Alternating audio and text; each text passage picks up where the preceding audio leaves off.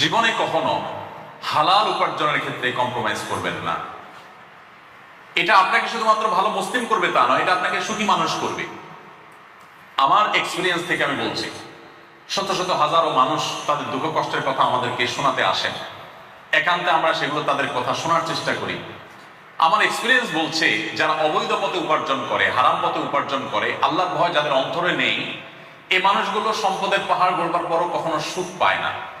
ওই যে মানসিক প্রশান্তি, যেটা এটা কখনো পায় না। কারণ একটা নগদ শাস্তি তো হারাম উপার্জনকারী স্বয়ংক্রিয়ভাবে পাবে, সেটা হলো জাহান্নাম। তো অনেক পরের বিষয়। নগদে যেটা পাবে সেটা হলো অপরাধ বোধের অদৃশ্য জ্বালা, অদৃশ্য দাহন। কারণ আপনি অবৈধ সম্পদ দিয়ে, ঘুষ নিয়ে, হারাম উপার্জন করে, অন্যায়ভাবে সম্পদ আহরণ করে আপনি অনেক পয়সা কড়ি করেছেন, অনেক অ্যাসেট করেছেন, গাড়ি বাড়ি করেছেন। এগুলো দূর থেকে মানুষ দেখে আপনাকে মনে করবে আপনি অনেক সুখে আছেন, বাট আপনি জানেন যে আপনি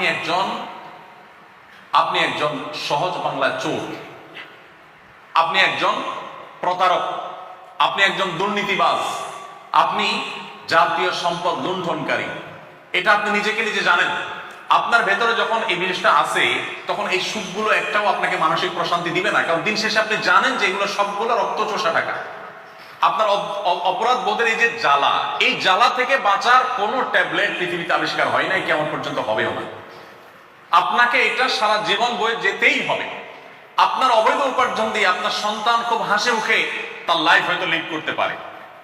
আপনার নাতিপুতি, তারা হয়তো একসময় অনেক বেশি আপনার সম্পদ দিয়ে তারা সুখ স্বাচ্ছন্দ্যে থাকতে পারে, বাট আপনি নিজে নিজে জ্বলে পুড়ে মরবেন। কারণ আপনি জানেন সবগুলো অবৈধভাবে উপার্জন করা টাকা, রক্তচোষা টাকা, প্রতারণা করে, দুর্নীতি করে কামানো টাকা। এই যে অপরাধ বোধের যে একটা জ্বালা থাকে, এই জ্বালা থেকে কোনো মানুষ রক্ষা পেতে পারে না। প্রত্যেকটা মানুষকে প্রতিটা অপরাধ কিন্তু তাকে জ্বালা দিতে থাকে। অবৈধ পথে উপার্জনের নগদ শাস্তি এটা। আপনাকে দেখে সুখী মানুষ হতে পারে, কিন্তু আপনাকে দুঃখী মানুষ আরেকটা পাওয়া যাবে না।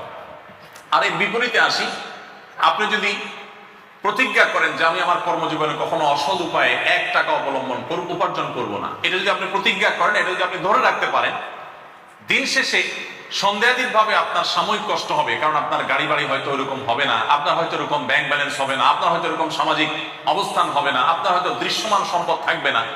এর কারণে আপনার হয়তো সাময়িক কষ্ট অনুভব হতে পারে, কিন্তু নিশ্চিত করে বলা যায়, এবং আমরা কেউই হয়তো দ্বিমত করব না, যে আপনার সততার সাথে পার করা জীবনে অর্জন যদি কম হয়, আপনি একটা কুড়ে ঘরে আছেন, একটা কোন রকম তৈরি করে একটা বাড়িতে আছেন, কোন রকম একটা গাড়িতে চলেন, বা আপনার প্রাইভেট গাড়িও নেই, এই যে জীবনটা, এই জীবনটার মধ্যে আপনার একটা প্রশান্তি থাকবে। আপনি জানেন আপনি কোনো অবৈধ উপার্জন করেননি, আপনার প্রতিটি পয়সা টনটন করে বাঁচবে, আপনার এই বাড়ি, আপনার এই আবাসন, আপনার সবকিছু সম্পূর্ণ হালাল টাকায়। এই যে একটা উপলব্ধি, এটা আপনাকে মানসিকভাবে এতটাই প্রশান্ত করবে যেটা আপনি কল্পনা করতে পারেন না। সম্মানিত উপস্থিতি, আমি বহু হারাম টাকায় সম্পদশালী হওয়া মানুষের সাক্ষাৎকার নিয়েছি, তাদের একান্ত আলাপ শুনেছি। তাদের কথাগুলো শুনে আমার কাছে এটাই মনে হয়েছে যে হারাম উপার্জন করে মানুষ কখনোই মানসিক প্রশান্তি অর্জন করতে পারে না। বাহ্যিকভাবে মনে হতে পারে সে অনেক সুখী, সে আসলে সুখী হওয়ার কোনো ওয়ে নাই। আর কোরআনে কারিমের একটি আয়াত আছে যেটি আমাদের জন্য গুরুত্বপূর্ণ। কেন গুরুত্বপূর্ণ? আয়াতটা আমি পরে বলছি। গুরুত্বপূর্ণ এই জন্য যে আমাদের দেশের মানুষের মধ্যে একটা ধারণা, মুসলমানদের মধ্যে একটা ধারণা তৈরি হয়ে গেছে যে টাকা হইলে বাঘের কল্লাও পাওয়া যায়। একটা প্রবাদ আছে, টাকা হলে বাঘের কল্লাও পাওয়া যায়। তার মানে টাকা হলে সবই পাওয়া যায়। অতএব আমার প্রথম প্রায়োরিটি হলো টাকা কামাই করা, বৈধ অবৈধ দেখা দেখি দরকার নেই, টাকা আসো। টাকা এসে গেলে যেহেতু বাঘের কল্লাও পাওয়া যাবে, অতএব টাকা দিয়ে আল্লাহরও পাওয়া যাবে। এটা হলো আমাদের ধারণা। যার কারণে দেখবেন মানুষ যৌবন বয়সে ইসলামের ধারা কাছে যেতে চায় না। অনেকে আছেন ইয়াং বয়সে টাকা হয়ে গেছে, হজ করার মতো টাকা আছে তার কাছে, অ্যাবিলিটি আছে। যদি বলা হয় ভাই হজ করতে যান, তো বলে এত আগে হজ করে ফেলবো। কারণ তিনি মনে করেন যে এত তাড়াতাড়ি হজ করে ফেললে তো আমি বিভিন্ন অপকর্ম করতে পারবো না। এই জন্য হজটাকে রেখে দেন যে আমি বৃদ্ধ বয়সে হজ করব, তাহলে এর মধ্যে যা দরকার সব করে নিব। শেষ বয়সে একটা হজ করে, ওমরা করে, দাড়ি রেখে, টুপি রেখে, জুব্বা জামা লাগায় মসজিদে গিয়ে বসে তসবিহ হাতে নিয়ে তবলিগে যে বিভিন্ন ভাবে আমি দিনদার হয়ে যাব। আর আমার প্রিভিয়াস লাইফ যেটা, এটা টোটালি দাঁড়িয়ে থাকবে হারামের উপরে। আমরা অনেকে ইসলামটাকে ঠিক এইভাবে পালন করার চেষ্টা করি। অথচ বাস্তবতা হলো যে আমার পেছনের ইতিহাস অতীত মানুষ না জানতে পারে, আল্লাহ তাআলার কাছে রেকর্ড আছে, আর বান্দা হক আল্লাহ তাআলা মাফ করবেন না। এই জন্য আমি এখন সম্পদ কামাই করে নেই, একটা সময় আমি ফেরেশতা হয়ে যাব, এটা একেবারেই একটি ভুল জায়গা এবং ভুল চিন্তা। আল্লাহ তাআলা কোরআনে কারীমে বলেছেন, ইয়া আইয়ুহার রাসূলু কুলু মিনাত তাইয়্যিবাত, হে রাসূলগণ, সমস্ত নবী রাসূলদের প্রতি আল্লাহ তাআলা কমন একটা নির্দেশ জারি করছেন, কুলু মিনাত তাইয়্যিবাত ওয়া'মালু সলিহা। সমস্ত নবী রাসূলদেরকে আল্লাহ বলছেন, হে রাসূলগণ, আপনারা হালাল ভক্ষণ করুন, হালাল উপার্জন করুন। এরপরে বলেছেন ওয়া'মালু সলিহা, এবং নেক আমল করুন। তাহলে ভালো কাজ আগে না হালাল উপার্জন আগে? হালাল উপার্জন আগে। আর আমরা আমাদের দেশে যেটা দেখি সেটা হলো মানুষ আগে হারাম কামাই করে নেয়, এরপর বুড়ো বয়সে এসে, বৃদ্ধ বয়সে এসে তিনি হালাল উপার্জন করে বা আপনার ইবাদত বন্দেগী করে ভালো কাজ করার চেষ্টা করেন। তো এটাও আমাদের ভুলের জায়গা। এই জন্য আমি আপনাদের প্রতি বিনীতভাবে অনুরোধ করতে চাই, আপনারা সৎ পথে চলবেন সারা জীবন, এবং এই সংকল্প আপনারা এখন থেকে করে ফেলুন। এটাতে আপনারা সাময়িকভাবে মনে হবে পিছিয়ে আছেন, অনেকের সাথে প্রতিযোগিতা আপনি তার সাথে তাল মেলাতে পারেন না, তার পর্যায়ে থাকতে পারেন না, কিন্তু প্রকৃত অর্থে মানসিক প্রশান্তি আপনি অনুভব করবেন। আর অবৈধ সম্পদে পাহাড় গড়ে আপনি মানসিক প্রশান্তি কখনোই অনুভব করতে পারবেন না। আরেকটা বিষয় হলো যে আপনি যখন হালাল উপার্জন করবেন, হালাল উপার্জনের মাধ্যমে মানুষ ইবাদতের মধ্যে তৃপ্তি পায়, নামাজের মধ্যে তৃপ্তি পায়। আজকাল আমাদের ইবাদতের তৃপ্তি নাই, এটা একটা অভিযোগের জায়গা। এর একটা বড় কারণ হলো হারাম উপার্জন। হারাম উপার্জনকারীর দোয়াও কবুল হবে না। এই যে হজের মৌসুম শুরু হয়েছে, লক্ষ লক্ষ মানুষ সারা পৃথিবী থেকে হজ করতে আসবে, আমাদের দেশ থেকে প্রায় 80,000-এর মতো হাজি যাচ্ছে বছর। হজ করতে যে কাবায় গিয়ে একেবারে কাবার দুধারে ঘুরে ঘুরে তওয়াফ করে দুহাত সম্প্রসারিত করে আল্লাহর কাছে আপনি দোয়া করলেও নবী সাল্লাল্লাহু আলাইহি ওয়াসাল্লাম বলেছেন দোয়া কবুল হবে না যদি আপনার হারাম উপার্জন থাকে। আপনি যত দোয়া করেন, কাবার ভেতরে ঢুকে দোয়া করলে দোয়া কবুল হবে না, সমস্ত হুজুররা একসাথে দোয়া করলে দোয়া কবুল হবে না। আমরা তো মনে করি যে আমি আগে টাকা পয়সা কামাই করি, এরপরে টাকা পয়সা দিলে হুজুররাও তো খুশি হয়ে যাবে, হাদিয়া তোফা দিয়ে দিব, মাহফিল মসজিদ করে দিব, মাদ্রাসা করে দিব, হুজুররা নারায়ে তাকবীর দিবে, দোয়া দিয়ে দিবে, আর কি লাগে।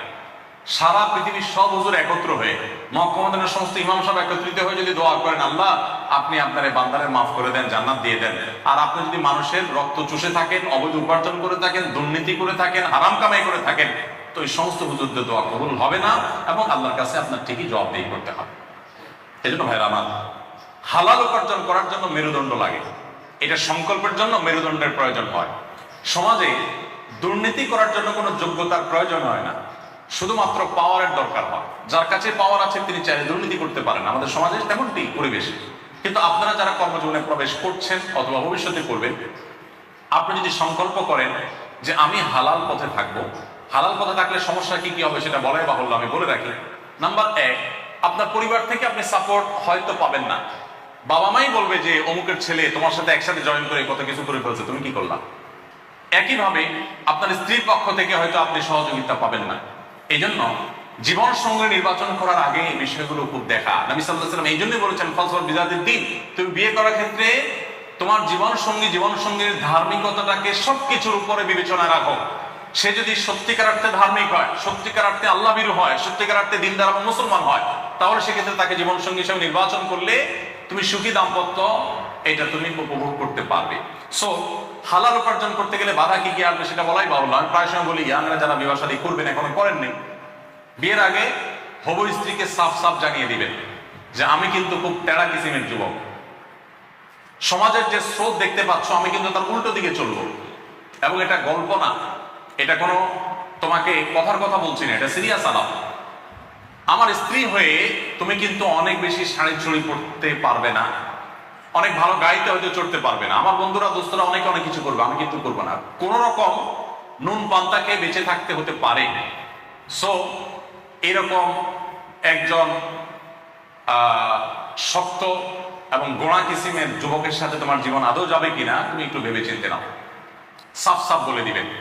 বাবা মাকে আগে আগে মোটিভেট করবেন যে আমি কিন্তু অবৈধ উপার্জন করবো না, আমি সৎ পথে থাকবো, আমি সমাজের জন্য অনেক কিছু করবো, আমার সে সুযোগ আছে। এটা যদি আপনি আগে থেকে প্রতিজ্ঞা করেন, ইনশাল্লাহ আপনার জীবনের জন্য সহজ হবে। আমি সবসময় একটা কথা বলার চেষ্টা করি, স্রোতের বিপরীতে চলতে পারা এটাই মানুষের সার্থকতা। স্রোতের বিপরীতে সবাই চলতে পারে না। একটা ছোট্ট মাছের ফোনা, ছোট্ট একটা মাছের বাচ্চা, দেখবেন পানির স্রোত যেদিক যাচ্ছে সে উল্টো দিকে যাওয়ার চেষ্টাটা করে, কিন্তু একটা বিশাল বড় গাছ যার মধ্যে প্রাণ থাকতে পারে কিন্তু প্রাণী না, এই গাছটা যখন উপড়ে পড়ে পানির স্রোতে স্রোতে সে কিন্তু তাকে ভাসিয়ে নিয়ে যায়, সে কিন্তু স্রোতের বিপরীতে আসতে পারে না, কারণ তার মধ্যে প্রাণ থাকতে পারে কিন্তু সে প্রাণী না। আর একটা প্রাণী, একটা মাছের ফোনা, সে কিন্তু উল্টা দিকে চলার চেষ্টাটা করে। অসৎ পথে চলবার জন্য কোনো যোগ্যতার দরকার হয় না, সৎ পথে চলার জন্য যোগ্যতার প্রয়োজন হয়। অসৎ পথে চলার জন্য মেরুদণ্ডের প্রয়োজন হয় না, সৎ পথে চলার জন্য মেরুদণ্ডের প্রয়োজন হয়। আপনার ভিতরে যদি সেরকম দৃঢ় মনোবল থাকে, আপনি যদি সংকল্প করেন যে আমি হারাম বর্জন করবো না, সবচেয়ে বড় কথা হলো আমি এজ এ মুসলিম কিয়ামতের ময়দানে আল্লাহর কাছে আমার জবাবদিহি করতে হবে। নবী করিম সাল্লাল্লাহু আলাইহি ওয়াসাল্লাম বলেছেন, লা তাযালু কদামা আবদিন হাত্তা ইউসআলা আন আরবা। চারটি প্রশ্নের উত্তর দেওয়া ছাড়া কোনো মানুষ কিয়ামতের দিন পা নাড়াতে পারবে না। জায়গায় ঠায় দাঁড়িয়ে থাকতে হবে, এই প্রশ্নগুলোর উত্তর দেওয়ার পর সে নড়তে পারবে। এর ভিতরে একটা হলো ওয়ান মালিহি মিন আইনা ইকতাসাবাহু ওয়া ফীমা আনফাক। মানুষের সম্পদ সম্পর্কে জিজ্ঞাসা করা হবে, কোথা থেকে উপার্জন করেছো আর কোথায় খরচ করেছো, এই জবাব দিয়ে আপনাকে করতে হবে। এই জন্য হালাল উপার্জন করার যে স্বাদ আছে, আমি আপনাদেরকে সে স্বাদ আস্বাদন করবার জন্য আহ্বান করছি। এর মধ্যে অবর্ণনীয় তৃপ্তি আছে। হারামের মধ্যে যেটা নেই সেখানে আছে জ্বালা।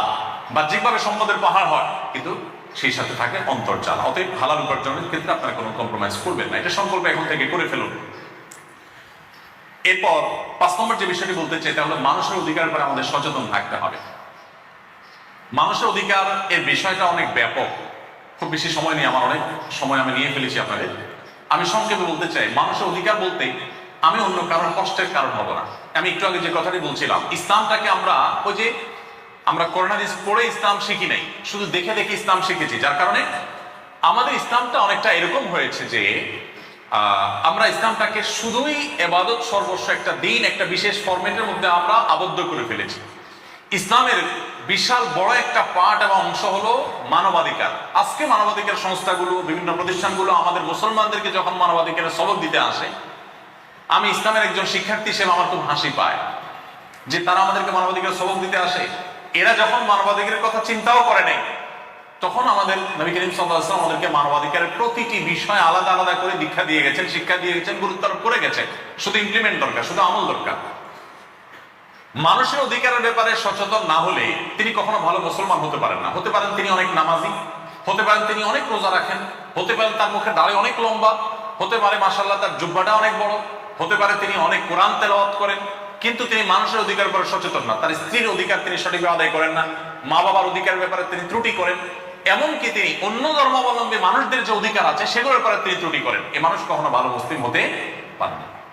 ইসলাম আমাদেরকে মানুষ অধিকারের ব্যাপারে অনেক বেশি সচেতন করে। আপনারা যেহেতু শিক্ষার্থী ভাইদেরকে আমি বলছি, আপনারা সবাই বয়সে তরুণ, আপনাদের এই বয়সটাতে একটা বড় সমস্যার জায়গা হলো এই বয়সের কারণে আপনাদের মধ্যে এক ধরনের অহমিকা থাকে। এটা বয়সের কারণে সবারই কম বেশি এই বয়সে এই জিনিসটা থাকে যে আমি তো ইয়াং, আমি তো তরুণ। বিশেষ করে কয়েকজন যুবক যখন একসাথে হন তখন শরীরের মধ্যে একটা ভাব আসে। যখন পাবলিক বাসে উঠবেন, 4-5 বন্ধু মিলে উঠছেন, আবার কলেজের ছাত্র, তখন কিন্তু বাসের স্টাফদের সাথে কথাবার্তা বলার টোনটা একটু ভিন্ন হয়। একা একা গেলে বিড়ালের মতো থাকে, একা যখন ওঠেন তখন বিড়ালের মতো থাকে। এখন 2-4-5 বন্ধু মিলে থাকেন তখন কিন্তু ভাবটা ভিন্ন রকম হয়। তখন বাসের স্টাফদের সাথে আচরণ হয় অন্যরকম, এই ভাড়াটা নিয়ে যাও, টোনটা এরকম হয়। আর যখন একা একা থাকেন তখন দেখেন যে আশেপাশে তো কেউ নাই আমার সাথে, তখন ভদ্রলোকের মতো বলে দেন মামু ভাড়াটা নেন। আর যখন চায়ের দোকানে যান একই রকম অবস্থা, একা একা গেলে বিড়ালের মতো থাকেন, সুন্দর করে ভদ্র মানুষের মতো বলেন ভাই 1 কাপ চা হবে, একটা চা দেন। আর যখন 4-5 জন বন্ধু বান্ধব মিলে থাকেন, একবারের জায়গায় 2বার বলতে হয়েছে, আসতে একটু দেরি হয়েছে, তখন এবার হুমকি ছেড়ে, হাঁক ডাক ছেড়ে এবার বলেন এই কানে শোনো না, চোখে মানুষ মনে হয় না, কয়বার বলছি তোমাকে। ভাবটা একটু ভিন্ন রকম হয়, তাই না? এটা বয়সের সমস্যা। এই বয়সে আমরা অনেকেই অনেক মানুষের অধিকার নষ্ট করি, ওই যে বয়সের যে উচ্ছলতা, যৌবনের যে উচ্ছলতা আছে সেই কারণে। রিক্সাওয়ালার সাথে একটা বেশি 2টা কথা কাটাকাটি হয়েছে, মেরে দিয়েছেন একটা চট থাপ্পড় বসে। কি করবে এটা রিক্সাওয়ালা? আমি ইয়াং মানুষ, কলেজের ছাত্র, আরো বন্ধু আছে, কি করবে? এই জিনিসগুলো আমরা অনেকে করি। একটা ডেঞ্জারাস বিষয় কি জানেন? আপনি ব্যক্তিগত পাপে লিপ্ত হয়েছেন, অনেক পাপ এমন আছে যেগুলো লিপ্ত হয়েছে, একসময় আপনার উপলব্ধি জেগেছে, আপনি আল্লাহর কাছে মাপ চেয়েছেন। এগুলো অনেক সহজ, এগুলো রিকভার করা, এগুলোর প্রায়শ্চিত্ত অনেক সহজ। আল্লাহ তাআলার কাছে মাপ চেয়েছেন, চোখের পানি ফেলেছেন, অনুতপ্ত হয়েছেন, লজ্জিত হয়েছেন, আল্লাহ সব মাফ করবেন। আল্লাহ বলেছেন লা তাকনাতু মির রাহমাতিল্লাহ, তোমরা আল্লাহর রহমত থেকে কেউ নিরাশ হবে না। যত যে কোনো পাপ করো, তোমার যদি সত্যিকারের অনুভূতি জাগ্রত হয়, তুমি যদি তওবা করো, আল্লাহ আমি অনেক পাপ করেছি, আমি অন্যায় করেছি, বাট আমি ফিল করছি যে আমি অনেক বেশি অন্যায় করেছি, আপনার সামনে আমার দাঁড়াতে হবে, আপনার নেয়ামত আমি ভোগ করছি, আমার কিয়ামতে উপস্থিত হতে হবে, আমি কি জবাব দিয়ে করবো? আল্লাহ আপনি আমাকে মাফ করে দিন। বান্দা যদি সত্যিকারের তওবা করে ফিরে আসে তার জায়গা থেকে এবং সংকল্প করে আর কোনোদিন সে এই কাজ করবে না, আল্লাহ তাআলা সমস্ত পাপ মাফ করবেন, আল্লাহ ওয়াদা করেছেন। বাট মানুষের অধিকারের ব্যাপারটা এত ডেঞ্জারাস যে আপনি ফেরেশতা হয়ে যেতে পারেন, একটা বয়সে এসে আপনি ফেরেশতা হয়ে যেতে পারেন।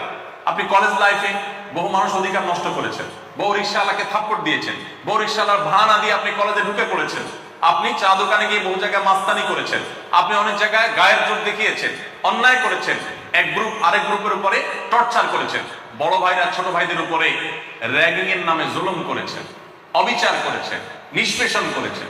শুনে রাখেন, আপনার এই বয়স থাকবে না, এই উচ্ছলতা থাকবে না।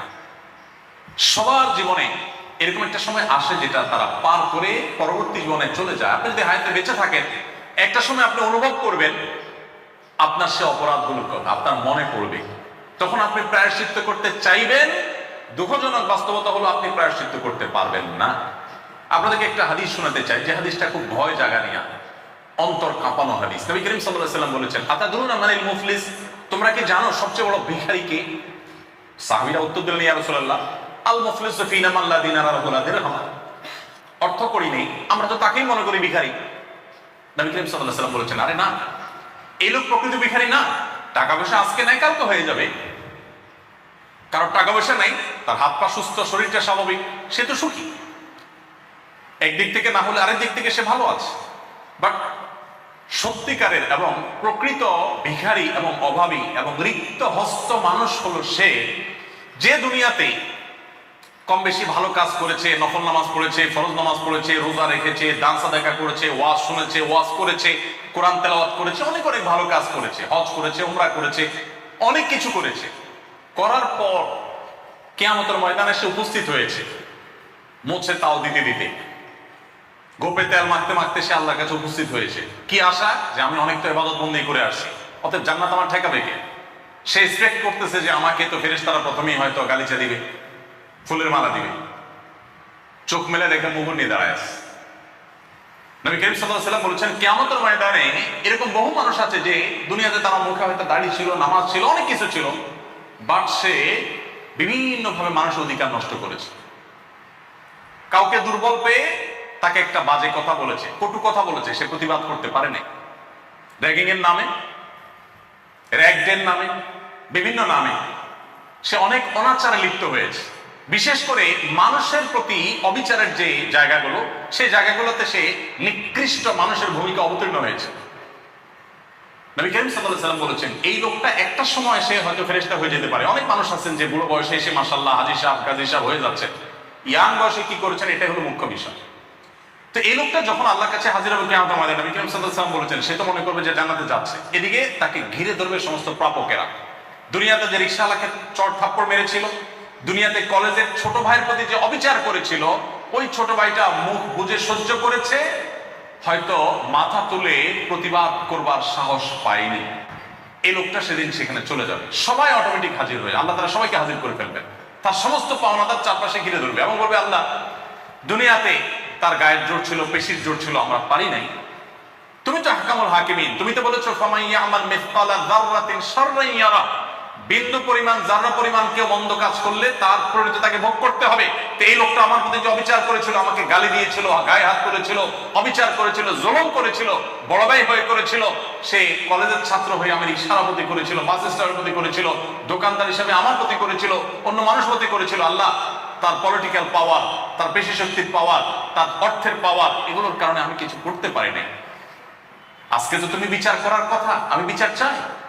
তখন আল্লাহ রাব্বুল আলামিন আর্থিক অপরাধ যদি হয়, চাঁদাবাজি হয়, মানুষের অর্থ আত্মসাতের ব্যাপার হয়, দুর্নীতির ব্যাপার যদি হয়, তাহলে বলবেন তোমার আমল থেকে তাকে দিয়ে দাও। একইভাবে কাউকে গালি দিয়েছেন, কারোর প্রতি অবিচার করেছেন, তো বলা হবে তুমি যত আমল করেছো এখান থেকে আনুপাতিক হারে যে পরিমাণ জুলুম করেছো, জুলুমের পরিমাণ নেক আমল ট্রান্সফার করে তার আমল নামায় দিয়ে দেওয়া হবে, তার অ্যাকাউন্টে দিয়ে দেওয়া হবে। এইভাবে দিতে দিতে দেখা যাবে একটা মানুষ অনেক আমল করেছেন, জীবনে বহু উমরা, হজ, দাড়ি, টুপি, বুড়া বয়সে এসে অনেক ভালো ভালো কাজ করেছেন, মসজিদের সভাপতি, সেক্রেটারি হয়েছেন, কিন্তু ওই যে ইয়াং বয়সে অনেক অপকর্ম করে আসছেন একটা সময়, এই লোকটা শেষ পর্যায়ে এসে তার সমস্ত আমল যা করেছেন এগুলা দিদি দিতে পাওনাদারদের সবাইকে দেওয়া শেষ, এখনো পাওনাদার বাকি আছে, তার আমল কিন্তু আর নেই। এবার কি হবে? নবী করিম সাল্লাল্লাহু আলাইহি ওয়াসাল্লাম বলেছেন, এবার পাওনাদারদেরকে আল্লাহ তাআলা বলবেন তাদের যে পাপ, তাদের যে অপরাধ, তাদের যে জেনা, তাদের যে ব্যভিচার, তাদের যে অন্যায় কাজ, সেগুলো তাদের আমল নামা যে ভরে আছে, যেগুলোর কারণে তারা জাহান্নামে যেত, অপরাধের অনুপাতে সেগুলো এই অপরাধকারী জুলুমকারী ব্যক্তি যে দুনিয়াতে মানুষের প্রতি জুলুম করেছিল তার আমলনামা ট্রান্সফার করা হবে। যেখানে সে অনেক হজ ওমরা নিয়ে গেছে, অনেক নামাজ নিয়ে গেছে, অনেক রোজা নিয়ে গেছে, অনেক কোরআন তেলাওয়াত নিয়ে গেছে, অনেক দায় টুকু নিয়ে গেছে, অনেক ভালো কাজ নিয়ে গেছে, অনেক মানবিক কাজ নিয়ে গেছে, এই সবগুলো তো অলরেডি বন্টন করা শেষ। কিন্তু এত মানুষের প্রতি জুলুম করেছে যে সে মানুষগুলোর পাওনা এখনো শেষ হয় নাই। তখন এবার পাওনাদারদের অপরাধের বোঝা তার অ্যাকাউন্টে ট্রান্সফার করে সেগুলো তার মাথায় চাপিয়ে তারপর আল্লাহ তাআলা দায় মুক্ত করবেন। দায় মুক্তির পর তার আমল নামাতে কোনো ভালো কাজ তো নেই, সব আছে মন্দ কাজ।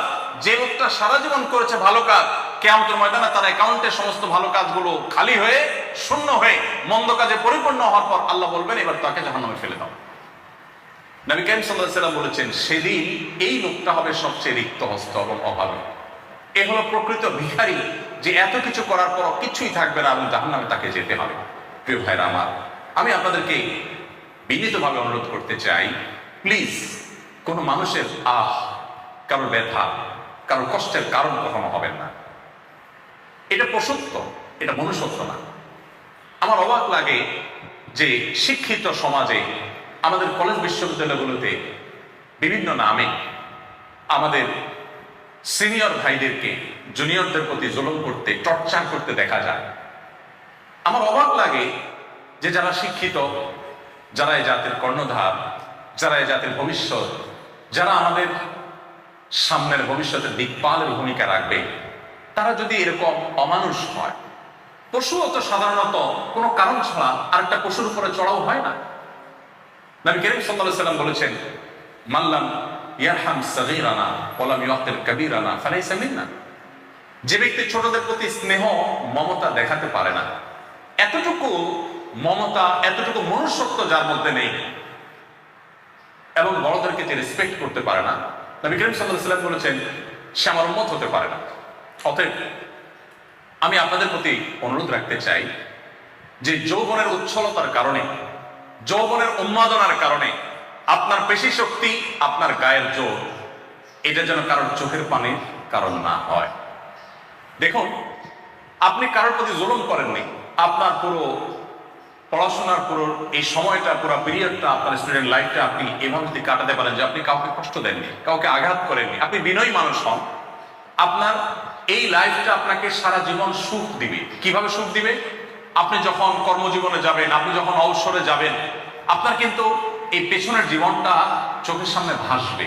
তখন আপনার অনেক ভালো লাগা কাজ করবে যে আপনি ছোট ভাইদের হেল্প করেছেন, ছোট জুনিয়র ছাত্র ছাত্রীদের উপকার করেছেন, পারলে তাদের কোনো একটা ভালো কাজ করে দিয়েছেন, কারণ ক্ষতি করেননি পারতপক্ষে। আর এর বিপরীতে আপনি যদি মন্দ কাজ করে থাকেন, এখন হয়তো সাময়িক পৈশাচিক আনন্দ আপনি পাবেন, কিন্তু আপনি লিখে রাখেন ডায়েরিতে, আজ হোক আর 10 বছর পর হোক, আপনার এক সময় উপলব্ধি জাগ্রত হবে যে আমি এত খারাপ কাজ করেছি, ওই ছেলেটাকে ওই দিন অন্যায় করেছি, ওই মেয়েটার প্রতি ওই দিন জুলুম করেছি, রং মাখতে গিয়ে তার প্রাইভেসি নষ্ট করেছি, সে হয়তো কিছু বলতে পারেনি, সে নিভৃতে চোখের পানি ফেলেছে।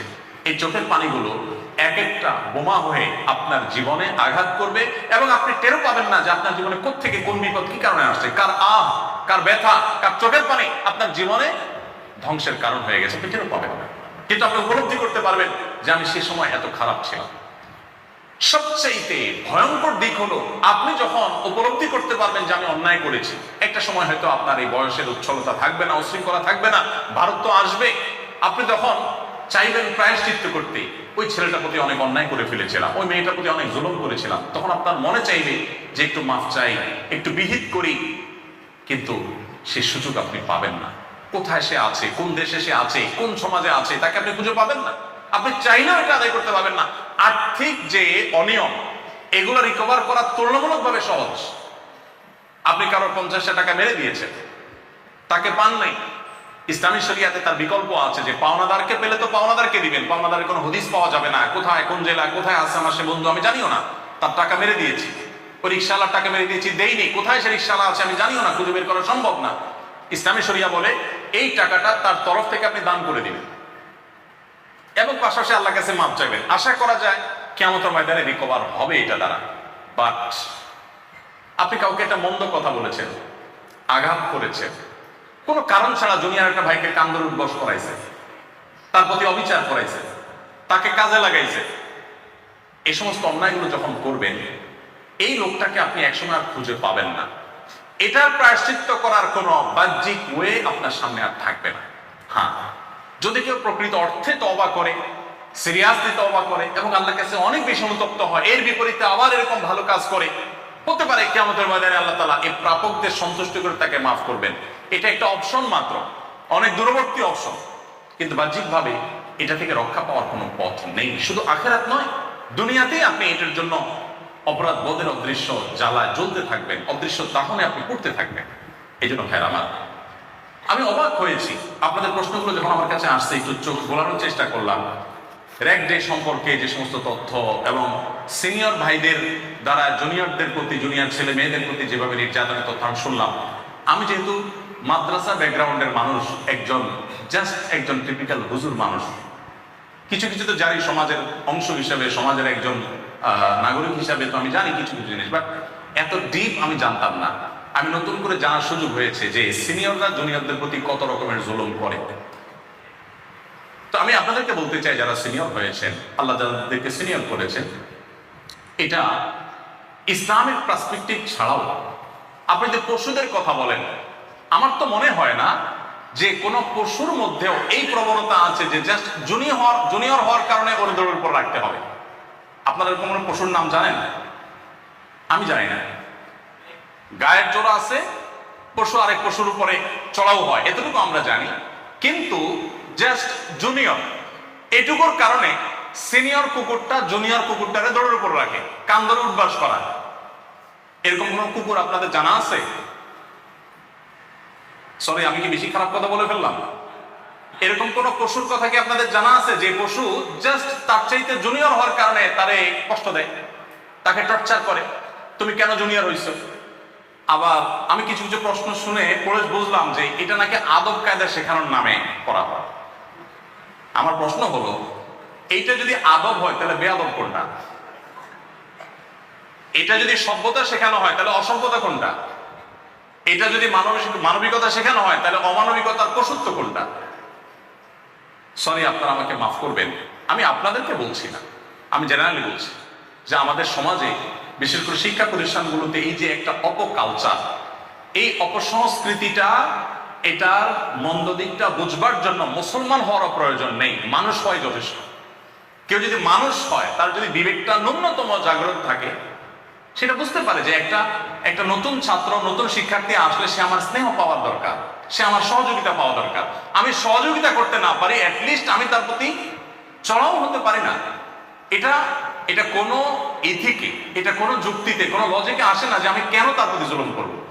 বরং উল্টাটা যদি হয় যে হ্যাঁ, আমার চাইতে অনেক বেশি সিনিয়র, অনেক বেশি আমার সমপর্যায়ের, এক্ষেত্রে যদি আপনি বলেন যে হ্যাঁ, সমান সমান যেহেতু আছে, এই জন্য একটু লড়াই করে দেখলাম, একটু লড়াই করে দেখলাম, দেখি সে পারে কিনা।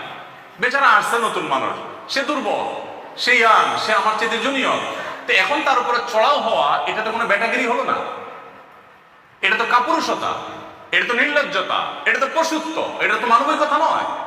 এটুকু বোঝার জন্য মুসলমান হওয়ার প্রয়োজন নাই, মানুষ হওয়ার প্রয়োজন। এখন যদি আমাদের কলেজ ইউনিভার্সিটি স্টুডেন্টরা যদি তাদের যদি মোরালিটিটা এই পর্যায়ে চলে যায়, তো এই মানুষগুলোই যখন কোনো চেয়ারে গিয়ে বসবে, তখন প্রতি কলেজের খোঁচা খোঁচা কামাবে, মানুষকে ঝুলাবে, আটকে রাখবে, আমাদের দেশটা দুঃখিত যতটা পিছিয়ে আছে আরো পিছিয়ে দিক নিয়ে যাবে।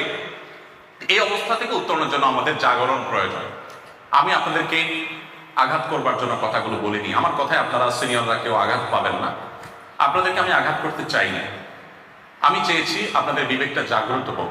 প্লিজ, আমরা কোনো মানুষের প্রতি জুলুম করবো না। যদি জুলুম করি তাহলে মনে রাখবেন, যার প্রতি জুলুম করেছেন তার খুব বেশি ক্ষতি করেন নাই, তার চেয়ে বেশি ক্ষতি নিজের করেছেন। যার প্রতি জুলুম করেছেন তার বরং একটা পুঁজি সংগ্রহ হয়ে গেছে, কিয়ামতের ময়দানে শুধু এটাকে পুঁজি করে সে কিছু আমল তার অ্যাকাউন্টে আনতে পারবে। এই জন্য নবী করিম সাল্লাল্লাহু আলাইহি ওয়াসাল্লাম বলেছেন, সেদিন আসার আগেই তোমরা পরস্পরের এই পাওনাগুলো, অধিকারগুলো যেগুলো নষ্ট করেছো, কারণ ইজ্জত নষ্ট করেছো, কাউকে কান্দে উঠবস করিয়েছো, কাউকে অন্যায়ভাবে কোনো আচরণ করেছো, টর্চার করেছো, ফিজিক্যাল অ্যাটাক করেছো, ছোট হওয়ার কারণে তার প্রতি অন্যায় করেছো, যে যার প্রতি করেছো, এগুলো আল্লাহর কাছে আসার আগে, মৃত্যু আসার আগে নিজেদের মধ্যে এগুলো দফা রফা করে নাও, এগুলোর বিহিত করে নাও, এগুলো সবগুলো রিকভার করে নাও, মাপ চেয়ে নাও, যাতে করে কিয়ামতের ময়দানে আর তোমাকে এটার জন্য কোনো শাস্তির মুখোমুখি হতে না হয়। এই জন্য মানুষের অধিকারের ব্যাপারে আপনাদেরকে আমি বলবো, সচেতন হই আমরা। আমাদের বাংলাদেশে যত নামাজি মানুষ আছে, এত মানুষের অধিকার সম্পর্কে সচেতন মানুষ নেই। যত দাড়িওয়ালা মানুষ আছে, যত টুপিওয়ালা মানুষ আছে, অন্যের অধিকারের ব্যাপারে এত সচেতন মানুষ নেই। আমরা চিপস খেয়ে ঠোঙাটা ছেড়ে দেই। এই ঠোঙাটা কোনো ড্রেনে গিয়ে জলাবদ্ধতা সৃষ্টিতে ভূমিকা রাখছে, আমি খেয়ালও করছি না। আমি ডাব খেয়ে মালাটা বাইরে ফেলে দেই, সে ডাবের মধ্যে পানি জমে, সেখানে কোনো মশা তৈরি হয়ে সে ডেঙ্গু মশা কোনো মানুষের কামড়ে দিয়ে অসুস্থ করে হয়তো মৃত্যুর মুখেও ঠেলে দিচ্ছে। সেটি ভাববার মতো ফুরসত আমাদের নেই। আমরা ম্যাক্সিমাম মানুষ আমাদের দুই হাত দিয়ে চতুর্পাশটাকে আমরা নষ্ট করছি, মানুষের অধিকারগুলো নষ্ট করছি। অথচ আমরাই হাদিস পড়ি, আল মুসলিমু মান সালিম আল মুসলিমুনা মিন লিসানিহি ওয়া ইয়াদিহি। সমাজের অন্যান্য মুসলমানরা যার হাত মুখ তারা নিরাপদ থাকে, তার আচরণ দ্বারা, তার কাজ দ্বারা কারো কষ্ট হয় না, কারো অধিকার খর্ব হয় না, সেই হলো প্রকৃত মুসলমান। আমরা হাদিসটা পড়ি কিন্তু আমল করি না। এই জন্য আমি আপনাদেরকে বলতে চাই যে আসুন, আপনি আদর্শ মুসলমান হতে হলে মানবাধিকারের ব্যাপারে, অর্থাৎ মানুষের অধিকারের ব্যাপারে, সেটা সমস্ত মানুষ, অমুসলিম, জুনিয়র, সিনিয়র, টিচার, আমার বাবা মা, আমার স্ত্রী, আমার সন্তান, আমার পরিবারের সদস্য, প্রতিবেশী, রিক্সাওয়ালা, সাধারণ মানুষ, এমনকি অন্য ধর্মাবলম্বী, সবার অধিকারের উপরে আমাদেরকে সচেতন থাকতে হবে। এবং একটা বিষয় বিশেষ করে আপনাদেরকে বলি, আমি শেষ করব, সেটা হলো যে আপনাদের জন্য একটা বড় চ্যালেঞ্জিং বিষয় হলো যৌবনকে কলুষ মুক্ত রাখা। অর্থাৎ আপনার জীবনে বিবাহ বহির্ভূত কোনো সম্পর্ক হবে না। এটা হলো আপনাদের জীবনের সবচেয়ে কঠিন চ্যালেঞ্জের ব্যাপার। অন্য অনেক কাজ সহজ, কিন্তু এই জায়গাটা আপনাদের জন্য খুবই কঠিন, আমি জানি। নবী করিম সাল্লাল্লাহু আলাইহি ওয়াসাল্লাম বলেছেন, যে ব্যক্তি তার সম্ভ্রম, তার লজ্জাস্থান এবং তার মুখ, এই দুটি অঙ্গকে সংরক্ষণ করবার দায়িত্ব যে নিয়েছে, নবীজি বলেছেন আজমান লাহুল জান্নাহ, আমি তার জন্য জান্নাতের দায়িত্ব নিয়ে নিলাম। এই দুটাকে কেউ যদি কন্ট্রোল করার প্রতিজ্ঞা করে এবং করতে পারে, নবী সাল্লাল্লাহু আলাইহি ওয়াসাল্লাম তার জান্নাতের দায়িত্ব নিয়েছে। আমি একটা কথা প্রায় বলি, চরিত্র নষ্ট করবার জন্য যোগ্যতার প্রয়োজন হয় না, নিজেকে ওই যে স্রোতের বিপরীতে রাখার জন্য যোগ্যতার প্রয়োজন হয়। সব ছেলেদের, সব মেয়েদেরই আজকাল তথাকথিত রিলেশনশিপ থাকে, কিন্তু আমার থাকবে না। আমি স্রোতের বিপরীত থাকবো, এটা কঠিন। স্রোতের তালে গা ভাসানোর জন্য যোগ্যতার প্রয়োজন হয় না। দেখুন, আপনারা শিক্ষিত মানুষ, আপনাদের কাছে এই কথাগুলো বলা খুব বেশি প্রয়োজনীয় মনে করছি আমি। পশ্চিমা সংস্কৃতি আমাদের দেশে নানাভাবে আমদানি করা হচ্ছে। নাটক, সিনেমার মাধ্যমে অবৈধ সম্পর্ক, বিবাহ-বিরোধী সম্পর্ককে আস্তে আস্তে নর্মালাইজেশন করা হচ্ছে। এখন এগুলার এক সময় কারোর কোনো ছেলের কোনো প্রেমিকা আছে, কোনো মেয়ের কোনো প্রেমিক আছে, এটা সমাজের সমস্ত মানুষের কাছে দূষণীয় ছিল, হিন্দু মুসলিম নির্বিশেষে। এদেশের কালচার এটা, এদেশের সংস্কৃতি এটা। কিন্তু এখন এটা খুবই স্বাভাবিক এবং মানুষ নির্লজ্জের মতো পরিচয় দিতে পারে যে উনি আমার গার্লফ্রেন্ড। এখন তো অতদূরও বলে না, আরো সংক্ষেপ করে বলে, কি বলে জানো? GF, BF. তো জিএফ মানে হলো, সহজ বাংলা যদি আমি বলতে চাই, সরল করে বলতে চাই, কারণ জিএফ বিএফ থাকা মানে হলো এই কথা বলা যে আমি একজন চরিত্রহীন, এই কথা বলা যে আমি একজন ব্যভিচারী, এই কথা বলা যে আমি একজন জেনাকার। ওই জিনিসটাকে কতটা স্টাইলি বানাই ফেলছি আমরা। দেখেন, একজন ব্যভিচারে লিপ্ত মানুষ খুব গর্ব করে পরিচয় করিয়ে দিচ্ছে যে he is my BF, GF. অপরাধ, এটাকে মানুষের কাছে অপরাধ বোধটাকে দূর করে এটাকে সহজ করে দেওয়ার, নর্মালাইজেশন করার একটা প্রক্রিয়া, এটা মাস্টার প্ল্যান ভাই। আপনি আমি যদি মনে করি যে এটা এমনি এমনি হয়ে গেছে, ভুল। এটা মাস্টার প্ল্যান। পশ্চিমারা আমাদের ভালো জিনিসগুলো সহ্য করে না। ওদের অনেক ভালো জিনিস আছে, ওদের জ্ঞানে বিজ্ঞানে তারা আমাদের সাথে এগিয়ে, অনেক ক্ষেত্রে তারা আমাদের সাথে এগিয়ে। সন্দেহাতীতভাবে আমরা সেগুলোতে তাদের সাথে টেক্কা দেওয়ার চেষ্টা করবো, তাদেরকে টাচ করার বা তাদেরকে পেছনে ফেলার চেষ্টা করবো, কিন্তু তাদের খিস্তি খেয়েও যেগুলো তাদেরকে ধ্বংস করে দিয়েছে সেগুলো আমরা কেন আমদানি করতে চাই? পশ্চিমারা তো অন্যের অধিকার নষ্ট করার ব্যাপারে খুবই দায়িত্বশীল। তারা তো কোথাও ময়লা আবর্জনা ফেলে না, প্রতিবেশী কষ্ট দেয় না। আমরা তাদের সেই ভালো গুণগুলো কেন নেই না? আমরা নেই তাদের সব খিস্তি খেউল। আমাদের সমাজে পশ্চিমা দুনিয়ার ভালো কিছু বা অমুসলিম প্রধান দেশগুলোর, উন্নত দেশগুলোর ভালো কিছু আমদানি করতে আপনি দেখবেন না। বিশেষ করে মিডিয়াগুলো একটা অংশ বা তাদের ভূমিকা কিছু কিছু ক্ষেত্রে আমরা দেখি যে সমস্ত মন্দ দিকগুলোকে তারা আমদানি করে দেয় এবং এগুলোকে সহজ করে দেয়। দেখুন, আমি একটা কথা প্রায় বলি, পশ্চিমা পৃথিবী, উন্নত দেশগুলো, ইউরোপ, আমেরিকা, তারা জ্ঞানে, বিজ্ঞানে, তথ্য প্রযুক্তিতে অন্যান্য দিক থেকে আমাদের চাইতে যদি 500 বছর এগিয়ে থাকে, তো ফ্যামিলি বন্ডিং এ, পরিবার ব্যবস্থাপনায়, সন্তানের সাথে মা বাবার সাথে বোঝাপড়ায়, স্বামী স্ত্রীর পারস্পরিক সম্পর্কের উন্নতির ক্ষেত্রে আমরা ওদের চাইতে 500 বছর এগিয়ে আছি। এটা এদেশের শুধু মুসলিম নয়, এটা এদেশের মুসলিম, এ অঞ্চলের হিন্দু, খ্রিস্টান, বৌদ্ধ সকলের ক্ষেত্রে প্রযোজ্য। যে অঞ্চলের মানুষ আমরা পশ্চিমাদের চাইতে, ইউরোপ আমেরিকানদের চাইতে জ্ঞানে বিজ্ঞানে, তথ্য প্রযুক্তিতে অনেক দিক থেকে যদি পিছিয়েও থাকি, আমাদের পরিবার ব্যবস্থাপনায় তাদের চাইতে আমরা বহুদূর এগিয়ে, যারা তারা কল্পনাও করতে পারে না। বাবা মাকে সন্তান কতটা ফিল করে, কতটা ভালোবাসে, সন্তানকে বাবা মা কত ভালোবাসে, স্বামী স্ত্রীর সম্পর্ক এখন ভয়ঙ্কর একটা জায়গায় আমরা চলে গেছি। এরপরও দাম্পত্য কলহ, বিবাহ বিচ্ছেদের হার আমাদের সমাজে ভয়ঙ্কর ভাবে বেড়ে চলেছে। এত কিছুর পরও, আমাদের এত পতনের পরও আমরা যেই জায়গায় দাঁড়িয়ে আছি, পশ্চিমারা, ইউরোপিয়ানরা, আমেরিকানরা, পৃথিবীর উন্নত দেশগুলো এখনো সেই জায়গায় যাওয়ার কথা কল্পনাও করতে পারে না। আপনারা স্মার্টফোন সবাই ব্যবহার করেন, দেখবেন স্মার্টফোনে বিভিন্ন অ্যাপের যে অ্যাডভার্টাইজ আছে, এই স্পন্সর যে অ্যাডভার্টাইজ গুলো থাকে, এর মধ্যে প্রায় সময় দেখবেন, আমার চোখে পড়ে, নিশ্চয় আপনাদের চোখে পড়েছে, যে স্বামীর হাতে মোবাইল, সোফার উপর হয়তো ঝিমায় পড়ছে, ঘুমায় গেছে, স্ত্রী এসে মোবাইলটা খোলার চেষ্টা করতেছে অন্য কোনো মেয়ের সাথে সম্পর্ক আছে কিনা এটা জানার জন্য, তো করতে পারছে না, কারণ এই অ্যাপটা তার কাছে ইনস্টল করা আছে, যার কারণে তার ফিঙ্গারপ্রিন্ট দিয়ে লক দেওয়া আছে, অথবা ফেস লক আছে, অথবা পাসওয়ার্ড দেওয়া আছে। এগুলো অ্যাডভার্টাইজমেন্ট আপনাদের চোখে পড়েছে না? এর মানে কি দাঁড়ালো? এর মানে হলো প্রত্যেকটা মানুষই, তারা প্রত্যেকটা মানুষকে অবিশ্বাস করে, বিশ্বাসের কোনো জায়গা নেই। পুরুষ লোকটা সে অনেকের সাথে তার সম্পর্ক, মেয়ে লোকটা তার অনেকের সাথে সম্পর্ক। দেখুন, আমাদের সমাজে দাম্পত্য কলহ ভয়াবহ পর্যায়ে পৌঁছার পরও আমি বিশ্বাস করি, এবং আপনারা অনেকেই আমার সাথে একমত হবেন, এখনো লাখো ফ্যামিলি এরকম আছেন, লাখো স্বামী স্ত্রী এমন আছেন, এমন কাপল আছেন, যারা পরস্পর প্রতি এতটা বিশ্বাস যে মোবাইল ফোন চেক করা তো দূরের কথা, যে কেমন হয়ে গেলে তারা বিশ্বাস করবে না তাদের জীবন সঙ্গী অন্য কারোর সাথে কোনো প্রকার অবৈধ সম্পর্কে জড়াতে পারে। এটা ভাবতেই পারেন না। এরকম ফ্যামিলি লক্ষ লক্ষ এখন আমাদের সমাজে আছে। পশ্চিমারা এরকম ফ্যামিলি বোধহয় চালনি দিয়ে যদি চালা হয়, তাহলে হয়তো দু একটা ফ্যামিলি তারা খুঁজে পাবে না।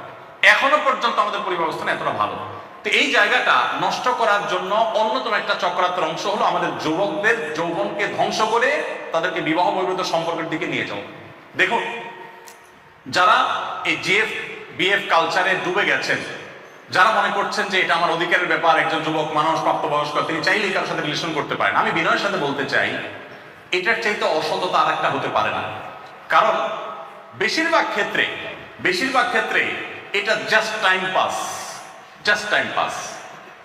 অনেক ছেলে মেয়েদের সাথে হারাম সম্পর্ক, রিলেশন সম্পর্ক আছে, এদিকে মহিলা মাদ্রাসার হুজুরের কাছে যে বলে যে হুজুর একটা ভালো ছাত্রী আমার জন্য আপনি দেখে রেখেন। আমি বেশি দূরে যাব না, আপনাদের দেওয়া এই শীটের মধ্যে প্রশ্ন আছে, একজন শিক্ষার্থীর প্রশ্ন আমি পড়ে আমি অবাক হয়েছি। তিনি লিখেছেন তিনি একটা মাদ্রাসার হাফেজা আলেমা মেয়ে বিয়ে করতে চান, তিনি কি করবেন? আমি জানি না তিনি মানুষটা কেমন, আমি বলছি না যে তিনি খারাপ মানুষ, এটা বলছি না, কিন্তু আগ্রহ আছে। অর্থাৎ যাকে আপনি সারাদিন বলছেন তোমাকে ছাড়া বাঁচবো না, তোমাকে ছাড়া আমি মরে যাব, থান হবে তান হবে, জীবন দিয়ে দিব, এগুলো সবচেয়ে ভণ্ডামি, এগুলো সবচেয়ে 2 নম্বরই, এগুলো সবচেয়ে প্রতারণা। এটা বোঝার জন্য পণ্ডিত হওয়ার অন্তত প্রয়োজন নাই। আমাদের সমাজের দিকে তাকালে আমরা বুঝতে পারি যে জাস্ট টাইম পাস, এরপরে যে তার পথে চলে যাচ্ছে। এখন আমার কথা হলো, আল্লাহ তাআলা যদি আপনি বেঁচে থাকেন, আপনার জীবন সঙ্গিনী একজন মেয়ের সাথে আপনার বিয়ে হবে লেখা আছে, কোথায় আছে আপনি নিজেও জানেন না। একজন মেয়ের জন্য একজন ছেলে আল্লাহ তাআলা লিপিবদ্ধ করে রেখেছেন, কোথায় আছে আমরা কেউ জানি না, কিন্তু আছে। যদি আল্লাহ হায়াতে বাঁচায় রাখেন, যাদের কপালে বিবাহ আছে, তারা কাউকে না কাউকে আপনার জীবনে পাচ্ছে। এখন প্রশ্ন হলো, আপনার সাথে যার বিবাহ লেখা আছে, যে ভদ্র মহিলা আপনার স্ত্রী হওয়ার কথা আল্লাহ আপনার ভাগ্যে লিখে রেখেছেন, আপনি এখানে এই যে অবৈধ এবং 2 নম্বর সম্পর্ক করে করে করে করে আপনার এখানে প্রেম বিলায় বেড়ালেন অজায়গায় কুজায়গায়, তাহলে আপনি আপনার ওই যে স্ত্রীর জন্য আপনার পুরো যৌবনকে ভালোবাসাকে জমিয়ে রাখার কথা ছিল, আপনি এখানে এক ধরনের জুলুম করেন নাই। আমি কি বোঝাতে পেরেছি বিষয়টা? এটা কি এক ধরনের অসততা নয়? একজন মেয়ের ক্ষেত্রে একই কথা প্রযোজ্য। তার স্বামী হিসাবে আল্লাহ যাকে রেখেছেন, তিনি তার যৌবনকে অপাত্রে অজায়গায় যাত্রার সাথে শেয়ার করে, তার চরিত্রকে নষ্ট করে, তিনি তার স্বামী, তার কপালে যিনি লেখা আছেন, তার অধিকারটা তিনি নষ্ট করলেন না। ভাইরা আমার, এই অ্যাঙ্গেল থেকে দেখার সুযোগ হয়তো আমাদের হয় না। দেখুন, আমি সবসময় একটা কথা বলি, শুনতে একটু হাস্যকর বা রসাত্মক মনে হলেও কথাটা আমরা একটু ভাবলে বুঝতে পারবো এটা অবাস্তব নয়। সেটা হলো, মানুষের মধ্যকার ভালোবাসা এটা সফট ড্রিঙ্কসের ঝাঁজের মতো। সফট ড্রিঙ্কসের বোতল যদি আপনি খুলে ফেলেন, মুখ যদি খুলে ফেলেন, ঝাঁজটা কিন্তু বেশি সময় থাকে না, থাকে বেশি সময়। এরপর আপনি যতই মুখ আটকায় রাখেন, ওই প্রথম যে ঝাঁজটা ছিল ওইটা কিন্তু আর থাকবে না। মানুষের মধ্যকার বিশেষ করে আপনার যৌবনের যে মানুষের ভালোবাসা এবং ছেলে মেয়ে পরস্পরের প্রতি যে আকর্ষণ, স্বামী স্ত্রীর প্রতি যে ভালোবাসা, এটা অনেকটা ওই সফট ড্রিঙ্কসের ঝাঁজের মতো। এটা যদি একবার অপাত্রে নষ্ট করে ফেলেন, অজায়গায় কুজায়গায় এটাকে বিলিয়ে বেড়ান, যখন বিয়ে করবেন, রিয়েল লাইফ পার্টনারের যখন মুখোমুখি হবেন, তখন দেখবেন যে ঝাঁজ নাই। আমি কি বোঝাতে পেরেছি? ভালোবাসা দেখবেন তখন পুঁজিতে টান করছে, পাচ্ছেন না। কারণ হলো সারাদিন জিগির করে করে মোবাইলে, ফোনে, SMS এ, হোয়াটসঅ্যাপে, মেসেঞ্জারে, ডাইরেক্ট বিভিন্ন ভাবে তোমাকে ভালোবাসি, হান করে, তান করে, এগুলো সব তো ধানায় ফানায় ছিল, 2 নম্বরই ছিল। এসব 2 নম্বরই করে, ভণ্ডামি করে, প্রতারণা করে, এগুলো সব বিলাতে বিলাতে এক সময় রিয়েল লাইফে এসে আপনি দেখবেন যে এগুলো আর আপনার মধ্যে নাই। এটা হলো বাস্তবতা। এটা আমি দায়িত্ব নিয়ে বলতে পারি, কারণ আমি বিভিন্ন পাবলিক প্রোগ্রামে হাজার হাজার মানুষের মধ্যে আমি প্রশ্ন করে দেখেছি, জিজ্ঞেস করে দেখেছি, জরিপ চালানোর চেষ্টা করেছি। নিয়মতান্ত্রিক কোনো জরিপ নয়, এমনি জিজ্ঞেস করে দেখেছি। যারা বয়সে অনেক সিনিয়র, 50-60 বছর বয়স হয়ে গেছে, আমাদের বাপ চাচা বা আমাদের বড় ভাইয়ের বয়সী যারা, তাদেরকে আমি জিজ্ঞাসা করেছি যে আপনাদের স্ত্রীর সাথে সম্পর্ক কেমন। বগুড়াতে একটা মাহফিলে এক ভদ্রলোক, বয়স্ক মানুষ, আমি একটা চ্যালেঞ্জ দিয়েছিলাম যে মোহরের টাকা স্ত্রীকে পরিশোধ করেছেন কারা কারা। তো এর মধ্যে এক চাচা উঠাইছেন হাত, বলেন যে হ্যাঁ আমি পরিশোধ করেছি। তো আমি ওকে স্টেজে ডেকে আনলাম যে আপনি মোহরের টাকা 100% পরিশোধ করেছেন? বলে হ্যাঁ 100% পরিশোধ করেছি। জিজ্ঞেস করলাম কত টাকা মোহর ছিল, ফুল ফিগার বলে দিল, ভাঙতি ফিগার মনে হলো। আবার বিয়ে হয়েছে কয় তারিখে, একবারে তারিখটা এমন ভাবে বলে দিল মনে হচ্ছে জিকির করে প্রতিদিন উনি, এইভাবে তারিখ সন একেবারে সব বলে দিল। তো আমি যুবকদেরকে তখন বললাম, দেখেন এই যে 50-60 বছর বয়সের মানুষগুলো, তাদের সাথে তাদের স্ত্রীর সম্পর্ক এবং স্ত্রীর সাথে স্বামীর সম্পর্ক এত শক্ত ছিল, এটাকে আমি উপমা দিয়ে বলি এটা হলো মেড ইন জাপান।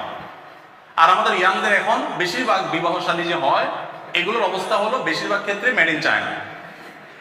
যে আজকে বিয়ে হতে দেরি, কালকে ভাঙতে দেরি নাই, পরের দিন দেখা যায় ঝগড়াঝাটি লেগে গেছে, এরপর দিন বিচার সালিশ বসছে, মামলা মোকদ্দমা হয়েছে, কোর্ট কাছে রয়েছে, বিয়ে হয়ে গেছে, শেষ। ম্যাক্সিমাম এই অবস্থা। আর আগে যারা ছিল তাদের মধ্যে এই জিনিসগুলো নাই। পার্থক্যটা কি বলুন তো? আমি প্রায় বলার চেষ্টা করি, আমাদের বাচ্চা ছাড়া তারা নিজের স্ত্রীকে ভালোবেসে একটার বেশি 2টা শাড়িও কিনে দিতে পারেন নাই বছরে, এত অর্থকড়ি ছিল না। তারা স্ত্রীকে মন ভরে একটু ভালোবাসা জানাবে সেই সুযোগও ছিল না, কারণ সমাজে মানুষের মধ্যে এক ধরনের তাদের মধ্যে জড়তা ছিল। সকালবেলা উঠে পুরুষ পুরুষের কাজে চলে যেতে, মহিলা মহিলা কাজে চলে যেতে, ওই রাতে এসার পরে খাওয়া দাওয়ার পরে যায় একটু স্বামী স্ত্রী একজন একজনের চেহারা দেখতো, আর মাঝখানে দাঁড়ায় একটু কথা বলবে, এটাও আয়ব মনে করতো সমাজের মানুষ, পারতো না, বেচারা চান্স পাইতো না। আর আপনাদের অবস্থা এখন, আমাদের ইয়াংদের অবস্থা হলো যে বিয়ে হওয়ার আগে থেকে, বিয়ে হওয়ার পর থেকে মোবাইলে, মেসেঞ্জারে, হোয়াটসঅ্যাপে, ভিডিও কল, অডিও কল, চিঠি তো লেখা তো কষ্ট করে, এটা তো বহুত দূর কি বাদ। তারপরে যে আপনার শপিং মলে, তারপরে চটপটির দোকানে, বাদামের দোকানে, সব জায়গায় নিয়ে যাচ্ছেন, ঘুরাচ্ছেন, একটা বেশি 2টা না 3টা পোশাক কিনে দিচ্ছেন, তিনিও আবার নিজেকে সাজগোজ করে আপনার সামনে নানাভাবে উপস্থাপন করছেন। ভালোবাসা বিনিময়ের জন্য এত কসরত, এত প্রচেষ্টা, এত এত উপায় আমরা অবলম্বন করছি, বাট ভালোবাসাটা নাই। আমি কি ভুল কিছু বলছি? আগে ভালোবাসা নিবেদন করার, বিনিময় করার এত ছিল না, কিন্তু ভালোবাসাটা ছিল। এখন ভালোবাসা প্রকাশ করবার 1000টা আছে, কিন্তু ভালোবাসাটা কারণ কি? এর যদি আপনি 5টা কারণ খুঁজে বের করেন, তার ভিতরে একটা কারণ ডেফিনেটলি এটা হবে যে তারা তাদের ভালোবাসাকে অপাত্রে কুপাত্রে অজায়গায় কুজায়গায় না দিয়ে সকল ভালোবাসা মুখে জমিয়ে রেখেছেন একজনের জন্য, এবং সেটাকে সময় মতো নিবেদন করেছেন। বিবাহের আগে আজকাল একটা কথা উঠে যে হঠাৎ করে একটা লোকের সাথে কেমনে থাকে, এক্সপেরিমেন্ট নাই, কোনো জানাশোনা নাই, অজানা অচেনা একটা মানুষের সাথে হঠাৎ করে কেমনে ঘর করে সংসার করে। এই জন্য আগে থেকে একটু বোঝাপড়াটার দরকার আছে। এই লজিক যারা দিয়ে থাকে, আমি তাদেরকে বলতে চাই, এই বোঝাপড়া করা প্রজন্ম তারা আর আমার বাপ চাচা বা আগের প্রজন্ম যারা, এই দুই প্রজন্মের মধ্যে আমরা যদি দাম্পত্য জীবনের সুখের বিষয়টাকে শুধুমাত্র বিবেচনা করি, আমার তো মনে হয় আমরা প্রত্যেকটা মানুষ হলফ করে বলতে পারি যে আমাদের আগের প্রজন্ম দাম্পত্য জীবনে অনেক বেশি সুখী ছিলেন। প্রেসিডেন্ট বারাক ওবামা সম্ভবত, উনি প্রেসিডেন্ট হওয়ার পর বাংলাদেশে একটা জাতীয় দৈনিকে ওনার একটা জীবনী সম্ভবত ধারাবাহিকভাবে বাংলায় প্রকাশ করেছে, আমি পড়েছি। সেখানে একটা জায়গা উনি বলেছেন যে আমার দাদা দাদির সময় আমি দেখেছি যে আমার দাদিকে আমার দাদা শপিং মলে নিয়ে মন মতো মার্কেট করে দিতে পারেন না, শপিং করে দিতে পারেন না, বাট তাদের মধ্যে সম্পর্কটা অনেক সুনিবিড় ছিল, কেউ কাউকে ছাড়া বাঁচত না, এবং কেউ কারোর সাথে প্রতারণা করবে, কেউ কারোর সাথে জুলুম করে আরেকজনের সাথে রিলেশন করবে, এটা আমার দাদা দাদি কল্পনাও করতে পারতেন না, এতটা একজন আরেকজনকে উজাড় করে ভালোবাসতেন। বাট আমার সময় এসে এখন আমি যে কথাটা তখন বললাম, এই কথাটাই জাস্ট উনি বলেছেন, আমি এসে রিপিট করলাম না। তো আমরা সবাই একমত হব। এই জন্য শুধুমাত্র আখেরাতের জন্য না, আপনার দুনিয়ার কল্যাণের জন্য আপনার চরিত্রকে হেফাজত করতে হবে। আমি প্রায় সময় বলি যে দেখুন, সমাজের সবাই যে কাজ করে অন্যায় কাজ, সেটা থেকে বাঁচবার জন্য মেরুদণ্ডের দরকার হয়, হিম্মতের দরকার হয়, সৎ সাহসের দরকার হয়, যে সবাই এই হারাম সম্পর্ক থাকবে, আমার থাকবে না। আমার এই যৌবনকে আমি পড়াশোনা, আমার গবেষণা আমি ব্যয় করব। আপনারা ইঞ্জিনিয়ারিং এর ছাত্র হলেও আপনার এই শিক্ষাটাকে আপনি ইবাদতে পরিণত করতে পারেন। ইঞ্জিনিয়ার হয়ে আমি মানুষের উপকার করব। যারা মানুষের ফাইল আটকে রাখে, আমি মানুষের ফাইল আটকে রাখবো না, আমি ভালো দৃষ্টান্ত স্থাপন করব। সেটা করতে গিয়ে অফিসে আমাকে বহু ঘাত প্রতিঘাত হাতে হতে পারে, বহু জুলুমের শিকার হতে পারে, বহু অন্যায়ের শিকার হতে পারে, বাট আমি সবগুলো মাথা পেতে নেব। তারপর আমি সততার ক্ষেত্রে আমি কম্প্রোমাইজ করব না। আমি মানুষের উপকার করে আল্লাহর সন্তুষ্টি পেতে চাই। এই যদি আপনার উদ্দেশ্য হয়, তাহলে আপনার শিক্ষাটা একটা ইবাদত হবে, আপনার পরীক্ষাটা একটা ইবাদত হবে, এটা একটা নেক আমল হবে, এর মাধ্যমে আপনি আল্লাহর কাছে সওয়াব পেতে পারেন।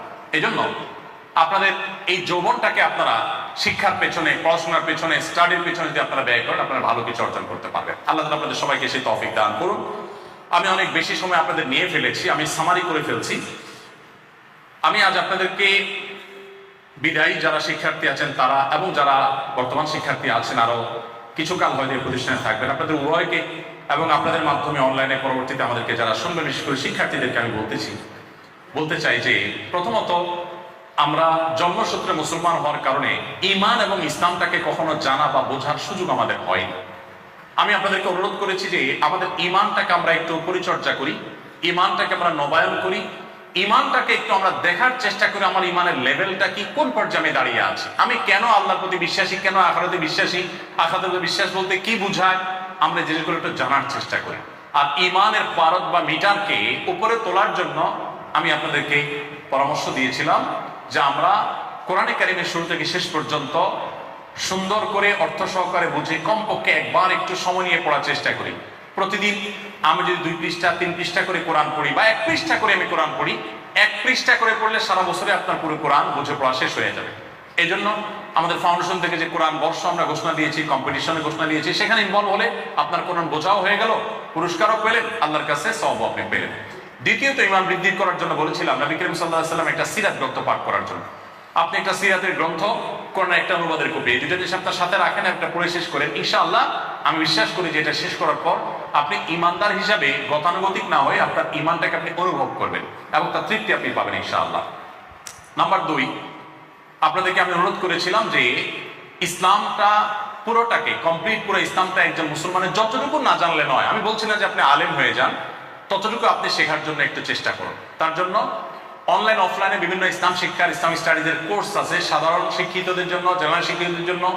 সেই কোর্সগুলো আমরা সেগুলো নিতে পারি এবং সেগুলো ইনভলভ হতে পারি। এর বাইরে আফটার স্কুল, আফটার কলেজ নামে বিভিন্ন প্রোগ্রাম বিভিন্ন স্কুল, বিভিন্ন মসজিদে, শিক্ষা প্রতিষ্ঠানে হয়ে থাকে, সেগুলো আপনি ইনভলভ হন। এর বাইরে আরেকটা উপায় হতে পারে যে ভালো কোনো বই পুস্তক আপনি রেখে নিজ উদ্যোগে পড়েন, কোনো জায়গায় কনফিউশন হলে কোনো আলেমের শরণাপন্ন হন। এর জন্য আপনি কোরআন কারীমের একটা অনুবাদ গ্রন্থ, একটা হাদিস সংকলনের গ্রন্থ, একটা সিরাত নবীজির জীবনী গ্রন্থ, একটা মাসলা মাসাইলের গ্রন্থ, ইসলামের ইতিহাসের একটা জেনারেল বই, এভাবে কয়েকটা বই মিলিয়ে আপনি ইসলাম শিক্ষার একটা কমপ্লিট সিলেবাস আপনার কাছে রেখে এই বইগুলো আপনি পড়ে শেষ করেন। এর মাধ্যমে আপনি ইসলাম শিখতে পারেন। এবার এটা একটা উপায় হতে পারে, তিনটা উপায় হতে পারে। কোনো একটা অনলাইন অফলাইনে কোর্সে ইনভলভ হওয়া, কিংবা আপনার বিভিন্ন আয়োজন আছে সাধারণ মানুষের শেখার জন্য উপযোগী বিভিন্ন সিলেবাস করা আছে, সেই সিলেবাস বই কিনে নিজে নিজে পড়া, অথবা এলাকা ভিত্তিক কোনো আলেমের তত্ত্বাবধানে কোনো আপনার প্রোগ্রাম থাকলে সেগুলোতে ইনভলভ হওয়া। 3 নম্বর বলেছিলাম, জীবনে কখনো সালাত বা নামাজের ক্ষেত্রে কম্প্রোমাইজ করবেন না। নামাজ এমন একটা ইবাদত যে ইবাদত আপনাকে শান্তি এনে দিবে, সুখ এনে দিবে। নামাজ মানুষকে সুখের সন্ধান দেয়। নামাজের মধ্যে যে তৃপ্তি আছে, এই তৃপ্তি পৃথিবীর অন্য অনেক কিছুর মধ্যে নেই। আমরা হয়তো অনেকে নামাজ পড়ি কিন্তু তৃপ্তি পাই না। আমি যদি যথাযথভাবে পড়ি, খুশুখুশুর সাথে পড়ি, মনোযোগের সাথে পড়ি, ধীরস্থিরতার সাথে পড়ি, আপনি আমার কথাকে পরীক্ষা করবার জন্য হলেও আপনার কোনো ডিপ্রেশন আছে, কখনো পেরেশানি আছে, আপনি ভোর রাতে তাহাজ্জুদের সময় উঠে সুন্দর করে ওযু করে খুব ধীরে ধীরে লম্বা রুকু লম্বা সেজদা দিয়ে খুব আস্তে আস্তে খুব ভক্তি সহকারে, শ্রদ্ধা সহকারে, তাওয়াজুর সাথে, বিনয়ের সাথে, খুশুখুশুর সাথে আপনি 2 রাকাত বা 4 রাকাত তাহাজ্জুদের নামাজ পড়ে একটু হাত তুলে আল্লাহর সাথে একটু কথা বলার চেষ্টা করেন। আল্লাহকে নিজের মনের সব ব্যথাগুলো একটু বলার চেষ্টা করেন। আমি আপনাকে দায়িত্ব নিয়ে আল্লাহর উপরে ভরসা রেখে বলতে পারি যে আপনি অনুভব করবেন যে এই সালাত, এই দোয়া আপনাকে অনেকটা নির্ভর করেছে। দেখুন, মানুষের ভয় যদি আমরা কাঁদি, আমাদের অন্তরটা ভারী হয়ে ওঠে, আমাদের ভালো লাগে না, কষ্ট হয় যে মানুষের ভয় ভীত হয়েছি, আমি মনটাতে সংকোচ বোধ করি, সংকীর্ণতা অনুভব করি। বাট আল্লাহর কাছে আপনি কি কখনো কেঁদে দেখেছেন? আমি জানি না আমরা কয়জন সেটা দেখেছি। আপনি আল্লাহর কাছে ভোর রাতে উঠে, আমি যেমনটি বললাম, 2-4 রাকাত তাহাজ্জুদ পড়ে একটু হাত তুলে 10-20 মিনিট ধরে একটু কেঁদে কেঁদে মনের দুঃখগুলো আল্লাহকে একটু বলেন, কষ্টগুলো আল্লাহকে একটু বলেন। আমি নিশ্চিতভাবে আপনাকে বলতে পারি যে আপনি যদি এটি করতে পারেন, মানুষের ভয়ে কেঁদে যেখানে আপনি ভীত সন্ত্রস্ত, আপনি যেখানে সংকোচ এবং সংকীর্ণ অনুভব করছেন, আল্লাহর ভয়ে যখন আপনি কাঁদবেন, আপনার অন্তরটা ফ্রেশ অনুভব করবে। আপনি দেখতে পাবেন আপনার মধ্যে অসম্ভব অবর্ণনীয় প্রশান্তি কাজ করছে। তো এই জন্য আমি আপনাদেরকে বলবো, 5 ওয়াক্ত নামাজ এবং আল্লাহর কাছে দোয়া এবং আল্লাহর দিকে ফিরে আসার চেষ্টা করি, এবং আল্লাহর কাছে এর জন্য জবাবদিহি করতে হবে। ভাই, এই জীবন পার হয়ে যাবে। আউয়ালু মা ইউহাসাবু বিহিল আবদু ইয়াউমাল কিয়ামাতি আস-সালাহ। কিয়ামতের সর্বপ্রথম নামাজের হিসাব মানুষকে আল্লাহর কাছে দিতে হবে। 4 নম্বরে বলেছিলাম, জীবনে কখনো হারাম উপার্জন করব না। এই মর্মে আমরা সংকল্প করব যে আমি আমার কর্মজীবনে কখনো হারাম উপার্জনে যাব না। এর জন্য আমার পরিবার, আমার জীবন সঙ্গী, সবার সাথে আমাদের বোঝাপড়া আগে থেকে হয়ে যাবে, এবং মেন্টালি আমরা প্রস্তুত থাকবো যে আমি এই কাজ করব না। সবাই করবে, আমি করব না। আমি স্রোতের বিপরীতে যাব। বিপরীতে চলতে গিয়ে আমার চাকরি চলে যেতে পারে, আমার পোস্টিং ভিন্ন জায়গায় হতে পারে, আমার অনেক অসুবিধা হতে পারে, বাট আমি সেটা করলে লাভ হবে কি? নিজে মানসিকভাবে সুখী হবো। আমি জানবো যে আমি কোনো চোর না, দুর্নীতিবাজ না, আমার সম্পদ প্রত্যেকটা হালাল, আমার কুড়ে ঘরের মধ্যে থেকে আমি প্রশান্তি পাবো। আর এর বিপরীতে হারাম উপার্জন করলে আট্টালিকায় থাকতে পারি, বাট আমি দিন শেষে জানবো আমি একজন চোর, ঘুষখোর, দুর্নীতিবাজ। এই অপরাধ বোধের জ্বালা আমাকে দৌড়াতে থাকবে, পীড়া দিতে থাকবে, আমি কখনো সুখী হতে পারবো না। আর আখিরাতের আযাব তো আছে। 5 নম্বর বলেছিলাম, সমস্ত মানুষের অধিকারের ব্যাপারে সচেতন থাকা, কোনো মানুষের কষ্টের কারণ না হওয়া, সেটা কথা দিয়ে হোক, আচরণ দিয়ে হোক, তার অর্থ আত্মসাৎ করে হোক, কোনোভাবে কোনো মানুষ আমার দ্বারা কষ্ট পাবে না। ডক্টর আব্দুল্লাহ জাহাঙ্গীর রহমতুল্লাহ আলাইহি, যার কথা বলেছিলাম, ইসলামী বিশ্ববিদ্যালয়ের কুষ্টিয়ার প্রফেসর, স্যার একটা বক্তব্যে স্যার বলেছিলেন যে ইসলাম নিয়ে আমি দেশের বাইরে পড়াশোনা করেছি, পিএইচডি করেছি, যত ডিগ্রি নিয়েছি, যত পড়াশোনা করেছি এবং বহুদিন অধ্যাপনা করেছি, ইসলাম নিয়ে আমার শেখানো এই দীর্ঘ অভিজ্ঞতার ফসল যদি আমার কাছে আপনি জানতে চান, আমি 2 লাইনে আপনাকে দিতে পারবো। তো স্যার বলেছেন, তার 1 নম্বর লাইন হলো, ঈমান আনার পর, আল্লাহর প্রতি ঈমান আনার পর, ইসলামের মৌলিক যে নামাজ, রোজা, ফরজ কাজগুলো আছে 4-5টা মেন, এগুলোর পর আল্লাহকে খুশি করার সবচেয়ে শর্টকাট ওয়ে, যেটাতে আল্লাহ বান্দার প্রতি সবচেয়ে বেশি সন্তুষ্ট হন, মানুষ জান্নাতের সবচেয়ে বেশি উপযুক্ত হয়, সেই পদ্ধতিটা হলো, সেই পথটা হলো মানুষের উপকার করা। সমস্ত কর্ণাদেশের নির্যাসে কথা। আর দ্বিতীয় লাইন হলো, আল্লাহর প্রতি অবিশ্বাস এবং কুফরি, এটার পর বড় বড় যে অপরাধগুলো আছে, পাপাচারগুলো আছে, জেনা, ব্যভিচার, চুরি, রাহাজানি, এগুলোর পর সবচেয়ে বেশি আল্লাহ অসন্তুষ্ট হন, মানুষ জাহান্নামে যায়, মানুষ আল্লাহ রোশানলে পড়ে সবচেয়ে বেশি যখন মানুষকে কষ্ট দেয়। স্যার বলেছেন যে আমার পুরা ইসলামের স্টাডির সামারি হলো এই 2 লাইন। কোরআন হাদিসে যত কথা বলা হয়েছে তার সামারি হলো এই 2 লাইন। এজন্য একজন মুসলিম হিসাবে, একজন বিবেকবান মানুষ হিসাবে আমরা সবসময় সচেতন থাকবো, কেউ আমার দ্বারা যেন কষ্ট না হয়। মানুষ হিসাবে কখনো আমার বদমেজাজ হয়ে গেছে, কারোর প্রতি আমি রাফ বিহেভ করে ফেলেছি, আমি তড়িৎ গতিতে তার কাছে মাপ চেয়ে নিব, কোনো কার্পণ্য, কোনো কোনটা আমি এই জন্য বোধ করবো না। 6 নম্বর যেটা বলেছি আপনাদেরকে, এবং সর্বশেষ পয়েন্ট, সেটি হলো যে আপনাদের যৌবনকে আপনারা হেফাজত করবার চেষ্টা করবেন। কোনোভাবে বিবাহ বহির্ভূত সম্পর্কে আপনারা জড়াবেন না। পশ্চিমাদের অনেক ভালো জিনিস আছে, সেগুলো আপনারা ধারণ করেন, আমার আপত্তি নেই, কিন্তু মনে রাখবেন এই বিবাহ বহির্ভূত সম্পর্কের এই অপসংস্কৃতি, এটা তাদেরকে ভালো কিছু দেয় নাই, খারাপ কিছু দিয়েছে। এটা আমাদের সমাজে আমদানি করার মধ্যে আমাদের সমাজের কোনো কল্যাণ নেই, ক্ষতি আছে। আপনারা জানেন ইসলামের সবচেয়ে কঠিন শাস্তি, সবচেয়ে নির্মম শাস্তি রয়েছে বিবাহিত মানুষ যদি ব্যভিচারে লিপ্ত হয়, বিবাহ বহির্ভূত সম্পর্কে লিপ্ত হয়, সবচেয়ে করুণ ভাবে তার মৃত্যুদণ্ড কার্যকর করার বিধান ইসলামী দণ্ডবিধিতে আছে। কেন এত করুণ বিধান, এত কঠিন বিধান দেওয়া হলো? দুজন মানুষ নিজেদের সম্মতিতে ব্যভিচারে লিপ্ত হয়েছে, কারোর ক্ষতি তো করেনি। এখন সমাজে একটা কনসেপ্ট, ভালো মন্দ এটা পরখ করবার জন্য একটা মানদণ্ড আমরা দাঁড় করিয়ে ফেলেছি অনেকে, যে দুজনের সম্মতিতে কোনো কাজ হয়েছে, সেখানে থার্ড পার্সন কারোর কোনো ক্ষতি হয়নি, এটা তাহলে তাদের রাইট। এরকম একটা জিনিস আমরা দাঁড় করিয়ে ফেলেছি না সমাজে। দেখুন, দুজনের সম্মতিতে এমন অনেক কাজ আছে আপাত দৃষ্টিতে এটা অন্য কাউকে ক্ষতিগ্রস্ত করছে না, কিন্তু আমরা যখন একটু গভীরে তাকাবো, একটু দূরে তাকাবো, তখন এটার প্রভাব, এটার ফলশ্রুতিতে সমাজ ক্ষতিগ্রস্ত হতে পারে। ইসলাম এই সমস্ত বিষয়কেও নিষেধ করে এবং হারাম করে। পশ্চিমা পৃথিবী, তাদের মধ্যে বিবাহ বহির্ভূত সম্পর্কের কালচারটা এমন ভাবে ডেভেলপ হয়েছে যে বিবাহটা, আমাদের সমাজে বিবাহ বহির্ভূত সম্পর্ক যেরকম রেয়ার কেস, তাদের মধ্যে বিবাহটা সেরকম রেয়ার কেস। আপনারা আমার সাথে ভালো জানবেন, কোন খেলোয়াড় বিবাহ করেছে এটা বড় নিউজ হয়, কারণ তারা তো সবাই বিবাহ বহির্ভূত সম্পর্কে থাকে, তারা আবার বিয়ে করে নাকি, বিয়ে করছে এটা বড় নিউজ হয়। তো তাদের মধ্যে বিবাহটা এটা অস্বাভাবিক, আর বিবাহ ছাড়া এমনি মিউচুয়াল আন্ডারস্ট্যান্ডিং এর মাধ্যমে যে রিলেশন, এটা হলো তাদের কাছে স্বাভাবিক। এই বিবাহ বহির্ভূত সম্পর্ককে ডেভেলপ করার ফলশ্রুতি তারা কি পেয়েছে, আমি সেই জিনিসটা বোঝাতে চাইছি। তাদের প্রাপ্তিটা কি? 1 নম্বর প্রাপ্তি হলো দাম্পত্য জীবন বলতে কিছু নেই, ডিপ্রেশন।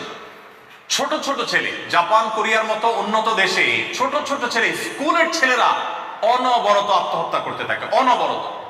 এই বয়সে ডিপ্রেশন কেন আসবে? সে তো কর্মজীবনে যায় নাই, সে তো অফিস আদালতে বস দ্বারা টর্চার্ড হয় নাই, সে তো নানাভাবে জুলুমের শিকার হবে, স্ত্রীর সাথে মনোমালিন্য হবে, সে পরিবেশে এখনো যায় নাই।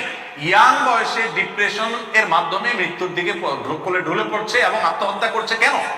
এর কারণ হলো বাবার আদর সে পাচ্ছে না, মায়ের মমতা সে পাচ্ছে না। আমার সমাজে যেটা পাচ্ছে ওরা এটা চিন্তাও করতে পারে না, ওরা ধ্বংসের দ্বারপ্রান্তে চলে গেছে।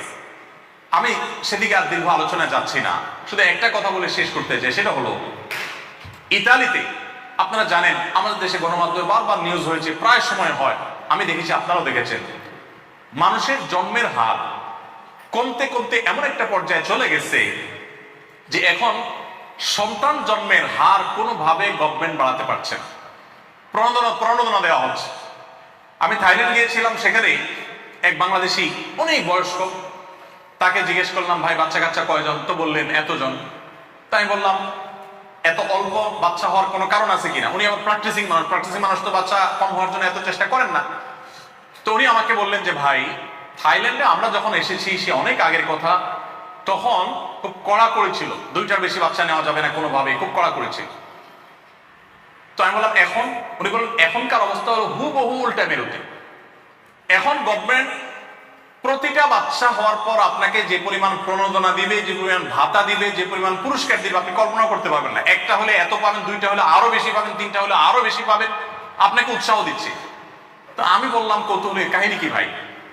তারা সন্তান যেন জন্ম কম নেয় এই জন্য এত চেষ্টা করছে, এখন উল্টা মেরুতে চলে আসছে। উনি বললেন যে ভাই, মানুষ সন্তান নিতে চায় না, বিবাহ বহির্ভূত সম্পর্ক যারা করে তারা সন্তান নিতে চায় না। কেন সন্তান নিবে? টাইম পাস করতে চায়, সন্তান নিলে তো ঝামেলা, বিবাহের মধ্যে যেটা ওইটা হয় না।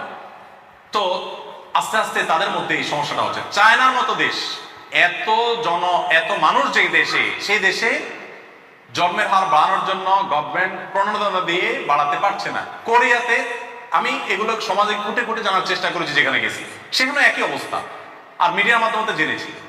তার মানে কি দাঁড়ালো?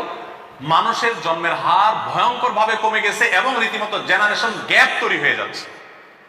কদিন আগে আপনারা দেখেছেন বা অনেকে শুনেছেন যে কানাডা সম্ভবত আমাদের দেশ থেকে গণহারে ভিসা দিছে, একেবারে শিক্ষিত অশিক্ষিত যে চাইছে তারে ভিসা দিছে। তো আমি জানার চেষ্টা করেছি বিষয়টা কারণ কি।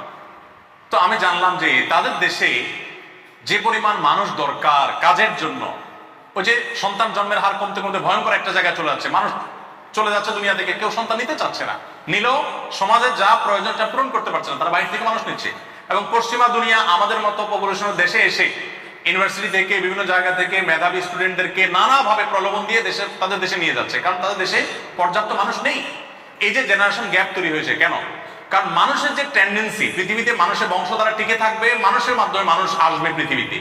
বিবাহ বহির্ভূত সম্পর্ক যখন কোনো সমাজে ডেভেলপ হয়, সে সমাজে মানুষের সন্তান জন্মের হার কমে যায় এবং প্রবণতা দূর হয়ে যায়। একবার মানুষের টেন্ডেন্সি চেঞ্জ হয়ে গেলে এটা আর সহজে দূর করা যায় না। কোন একটা সাইক্লোনে, ঘূর্ণিঝড়ে লক্ষ লক্ষ কোটি মানুষও যদি মারা যায়, এটা রিকভার করা সম্ভব, কিন্তু মানুষের টেন্ডেন্সি একবার নষ্ট হয়ে গেলে এটাকে ফেরত আনা খুব কঠিন। বিবাহ বহির্ভূত সম্পর্কের মাধ্যমে যতভাবে আমরা ক্ষতিগ্রস্ত হচ্ছি, আমি কয়েক ঘন্টা বললেও সম্ভবত এর ব্যাখ্যা আমি শেষ করতে পারবো না।